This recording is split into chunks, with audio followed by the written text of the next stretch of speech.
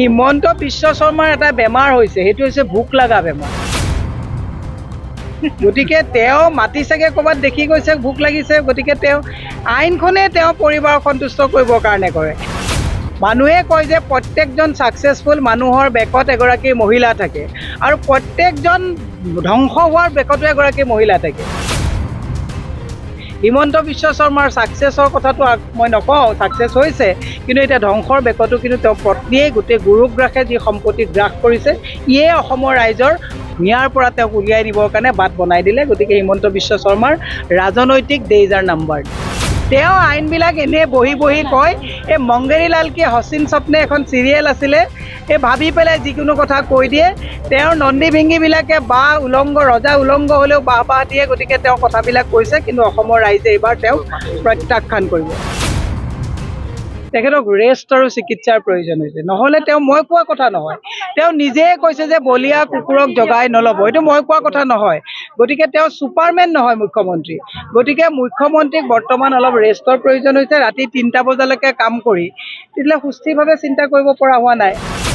হিমন্ত বিশ্ব শৰ্মাৰ এটা বেমাৰ হৈছে, সেইটো হৈছে ভোক লগা বেমাৰ। গতিকে তেওঁ মাটি চাগে ক'ৰবাত দেখি গৈছে ভোক লাগিছে, গতিকে তেওঁ আইনখনে তেওঁ পৰিবাৰক সন্তুষ্ট কৰিবৰ কাৰণে কৰে। মানুহে কয় যে প্ৰত্যেকজন ছাকচেছফুল মানুহৰ বেকত এগৰাকী মহিলা থাকে আৰু প্ৰত্যেকজন ধ্বংস হোৱাৰ বেকতো এগৰাকী মহিলা থাকে।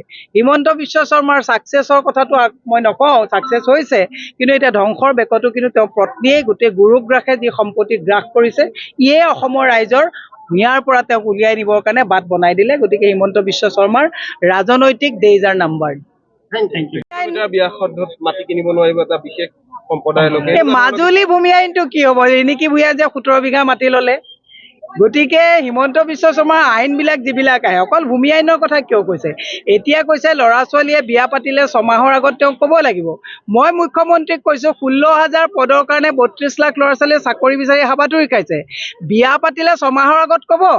বিয়া পাতিবলৈ অৰ্থ পকেটত যে যুৱক সমাজৰ যে পকেট খালী, পকেটত সংস্থাপন কেতিয়া দিব? অৰ্থনৈতিক স্বাৱলম্বিতা কেতিয়া আহিব?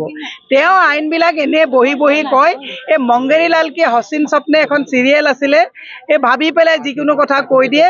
তেওঁৰ নন্দী ভিংগীবিলাকে উলংগ ৰজা উলংগ হ'লেও বাহ দিয়ে, গতিকে তেওঁ কথাবিলাক কৈছে, কিন্তু অসমৰ ৰাইজে এইবাৰ তেওঁক প্ৰত্যাখ্যান কৰিব।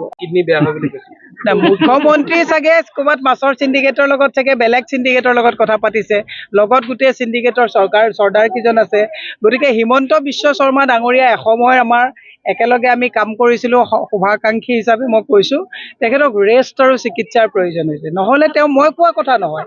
তেওঁ নিজে কৈছে যে বলীয়া কুকুৰক জগাই নল'ব, এইটো মই কোৱা কথা নহয়। গতিকে তেওঁ ছুপাৰমেন নহয় মুখ্যমন্ত্ৰী। গতিকে মুখ্যমন্ত্ৰীক বৰ্তমান অলপ ৰেষ্টৰ প্ৰয়োজন হৈছে। ৰাতি 3টা বজালৈকে কাম কৰি তেতিয়াহ'লে সুস্থিৰভাৱে চিন্তা কৰিব পৰা হোৱা নাই। তেওঁ হিন্দু মিয়া, আগতে বদৰ মুখ্যমন্ত্ৰী হ'ব বুলি টাৰ্ম কাৰ্ড চলাইছিলে, এতিয়া মিয়া ক'বলৈ বিচাৰিছে।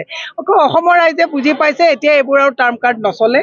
গতিকে হিমন্ত বিশ্ব শৰ্মাক বিশ্ৰামৰ প্ৰয়োজন হৈছে। এই কথাটোত আপুনি নুই কৰিব নোৱাৰে। বাহিৰৰ মাছ, বাহিৰৰ কণী, আমাৰ ইয়াৰ পৰাও বস্তু গৈ আছে। এইটোতো এটা আপোনাৰ ছিষ্টেম, ইকনমিক ব্লকেট আপুনি কৰিব নোৱাৰে।